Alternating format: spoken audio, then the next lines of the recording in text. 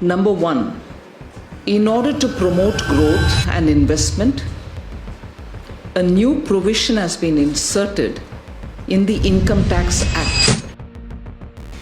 इतिहास में लिए गए कुछ फैसले ऐसे होते हैं जो सिर्फ अखबारों की हेडलाइन नहीं बनते, बल्कि वो देश की अर्थव्यवस्था की डायरेक्शन को ही बदल कर रख देते हैं। बिल्कुल वही हुआ जब 2019 में इंडियन गवर्नमेंट ने एक ऐसा ही डिसीजन लिया। एक ही झटके में कॉर्पोरेट टैक्स को इतना कम कर दिया गया कि सरकारी खजाने को 1,45,000 करोड़ का नुकसान उठाना पड़ा। आखिर कॉर्पोरेट ने कब सोचा होगा कि सरकार उसे एक दिन 1,45,000 का अपना घाटा उठाकर करों में छूट दे देगी। ये अमाउंट इतना ज्यादा था कि इससे करीब 70 से 90 नए अंश बनाए जा सकते थे, जो करंट टाइम में केवल 22 हैं। ये इंडिपेंडेंट इंडिया की हिस्ट्री की सबसे बड़ी टैक्स कटौती थी। आज 2025 में जब पुराना इनकम टैक्स एक्ट 1961 एक इतिहास बन चुका है और नया टैक्स स्ट्रक्चर लागू है, तो हमें रुककर एक बार पीछे देखने की जरूरत है। क्या ये एक मास्टर स्ट्रोक था जिसने इंडिया को मैन्युफैक्चरिंग हब की लिस्ट में शामिल कराया, या फिर ये अमीरों को दी गई सिर्फ एक चैरिटी थी जिसका आम पब्लिक को कोई फायदा नहीं मिला?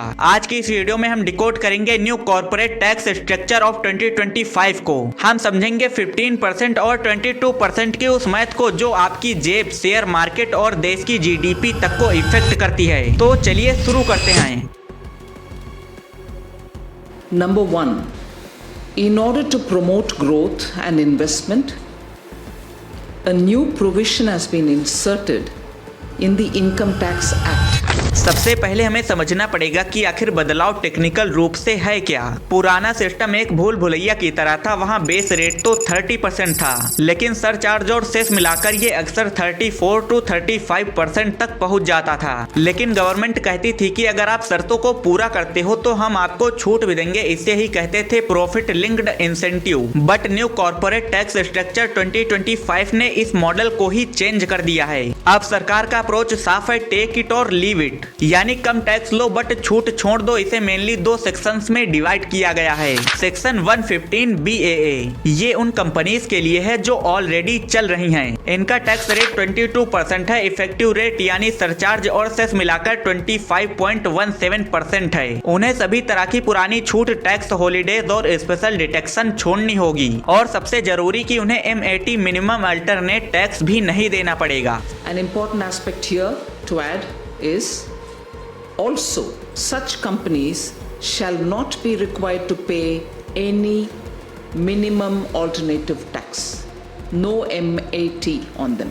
No MAT will be applicable on them. Section 115 BAB manufacturing companies के लिए इंडिया का सबसे बड़ा दावा है कि अगर कोई मैन्युफैक्चरिंग कंपनी अक्टूबर 2090 के बाद रजिस्टर हुई और 31 मार्च 2024 से पहले अपना उत्पादन भी शुरू कर दिया, तो टैक्स रेट सिर्फ 15% होगा। इफेक्टिव रेट यानी सरचार्ज और सेस मिलाकर 17.16% ही होगा। ये 15% का आंकड़ा नॉर्मल नहीं है, ये दुनिया के सबसे कम टैक्स दरों में से एक है। इसका सीधा टारगेट है कि ग्लोबल कंपनीज को चाइना और वियतनाम से खींचकर इंडिया में लाना। अब सवाल यह है कि आखिर ग्राउंड पर इसका क्या असर हो रहा है। छोटे और बड़े व्यवसायों के लिए इसके मायने अलग अलग हैं। सबसे पहले बात MSMEs की करते हैं। छोटी कंपनीज के लिए सबसे बड़ी प्रॉब्लम होती है कैश फ्लो की। पुराने सिस्टम में उन्हें ज्यादा टैक्स पे करना पड़ता था और रिफंड के लिए काफी वेट करना पड़ता था। नए 22% या 15% के स्लैब में आने से उनके हाथ में ज्यादा पैसा बच रहा है। मान लीजिए एक कंपनी 1 करोड़ कमाती है, उसमें से उसे पहले 30 से 34 लाख रुपए टैक्स पे करना पड़ता था और अब सिर्फ 25 लाख है। ये बचा हुआ 5 से 9 लाख रुपए वो वापस बिजनेस में लगा सकते हैं। इसे कहते हैं रिटेन्ड अर्निंग का बढ़ना। अब बड़ी कंपनीज यानी लार्ज कॉर्पोरेट्स की बात करते हैं। बड़ी कंपनियों के सामने एक डायलेमा यानी दुविधा है। कई बड़ी IT और फार्मा कंपनी अभी भी पुराने सिस्टम यानी ओल्ड रेजिम में है। क्यों? क्योंकि उन्होंने सिर्फ स्पेशल इकोनॉमिक जोन या R&D के तहत भारी छूट ले रखी है, जिससे उनका टैक्स वैसे भी 20% से कम बनता है। अगर आप एक इन्वेस्टर हैं तो ये सेक्शन आपके लिए बेहद ही जरूरी होने वाला है। टैक्स कट का सीधा रिलेशन शेयर मार्केट के प्रॉफिट से है। वित्त मंत्री ने आज दिया देश,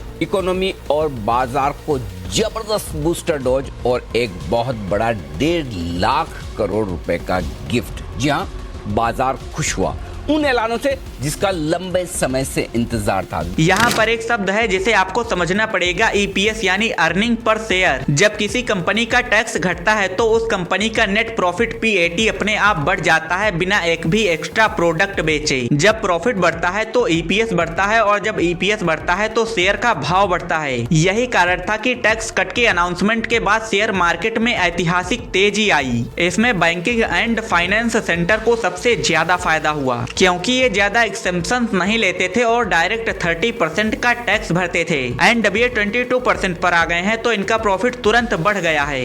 ऑटो एंड कंज्यूमर गुड्स, इनके पास जो पैसा बचा उससे इन्होंने अपना कर्ज चुकाया, इसे डिलीवरेजिंग कहते हैं। आज इंडिया की कॉर्पोरेट बैलेंस शीट पिछले 10 सालों में सबसे ज्यादा मजबूत कंडीशन में है। कंपनियां डेप्ट फ्री हो रही हैं और लंबे टाइम के इन्वेस्टमेंट के लिए एक अच्छा सिग्नल है। अब सबसे बड़ा सवाल कि आखिर गवर्नमेंट ने इतना बड़ा रेवेन्यू छोड़ा क्यों? क्या ये सिर्फ एक दया थी?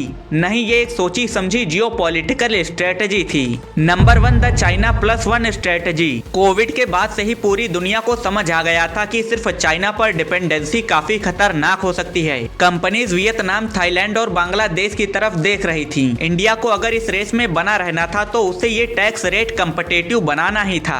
15% का टैक्स रेट इंडिया का वेलकम कारपेट है। Second, global minimum tax alignment. OECD और G20 देश मिलकर एक ग्लोबल मिनिमम टैक्स 15% को लागू करने पर काम कर रहे हैं, बट इंडिया ने यहाँ पर भी समझदारी दिखाई और पहले ही अपने रेट को ग्लोबल स्टैंडर्ड के हिसाब से अलाइन कर लिया। Third, ending tax terrorism. सबसे जरूरी बात कि फॉरेन इन्वेस्टर्स इंडिया आने से डरते थे। उन्हें लगता था कि भारत का टैक्स लॉ बहुत स्ट्रिक्ट है और कभी बदला नहीं जाएगा। इस नए टैक्स स्ट्रक्चर ने उस डर को भी खत्म कर दिया। अब रूल क्लियर है, रेट फिक्स है और फेसलेस असेसमेंट के जरिए ह्यूमन इंटरवेंशन का खतरा भी कम हो गया है। लेकिन हम सिक्के का दूसरा पहलू हमेशा देखते हैं और आज भी देखेंगे। क्राइटिक्स का कहना है कि टैक्स कट का वो फायदा नहीं मिला जिसका वादा गवर्नमेंट ने बार बार किया था, यानी जॉब का। बट रियलिटी क्या है? डेटा बताते हैं 3-4 सालों में कंपनीज ने नए इन्वेस्टमेंट के बजाय अपनी प्रॉफिट मार्जिन बढ़ाने को ज्यादा प्रायोरिटी दी है। यानी कि सीधे और साफ शब्दों में उन्होंने केवल और केवल अपनी जेबें भरी हैं। RBI की रिपोर्ट बताती है कि प्राइवेट इन्वेस्टमेंट उस स्पीड से नहीं बढ़ी जितना की उम्मीद थी। गवर्नमेंट ने ये उम्मीद दिलाई थी कि पैसा बचने के बाद कंपनीज वो पैसा नई कंपनियों को बिल्ड करने में लगाएंगी जिससे जॉब्स क्रिएट होंगी। इसे इकोनॉमिस्ट प्रॉफिट लेड रिकवरी बोल रहे हैं, ना कि इन्वेस्टमेंट लेड रिकवरी। हालांकि अब 2025 में PLI यानी प्रोडक्शन लिंक्ड इंसेंटिव स्कीम के साथ मिलकर निवेश बढ़ना शुरू हुआ है, लेकिन 2019 से 2023 के बीच का टाइम जॉब क्रिएशन के लिए उतना ज्यादा एक्साइटिंग नहीं रहा। इस टैक्स स्ट्रक्चर से अच्छा इफेक्ट तो पड़ा है, बट इसे लेकर आम पब्लिक की जो उम्मीदें थी वो पूरी नहीं हुई। साफ कहें तो इससे आम पब्लिक पर कोई भी फर्क नहीं पड़ा, उसे कोई भी फायदा नहीं मिला। कॉर्पोरेट सेक्टर का जो टैक्स में कटौती है तो उनका प्रॉफिट बढ़ जाएगा और उससे जो हमारी समस्या थी अर्थव्यवस्था में डिमांड की, उस पर कोई असर नहीं पड़ेगा। आपको क्या लगता है, क्या टैक्स कम करने से देश का विकास होगा या फिर वही पैसा देश के डेवलपमेंट जैसे एम्स वगैरह बनाने या वेलफेयर स्कीम्स में लगाना ज्यादा अच्छा होगा? कमेंट में जरूर बताना। हम मिलते हैं किसी और दिन किसी नेक्स्ट वीडियो में, तब तक के लिए बेस्ट ऑफ लक।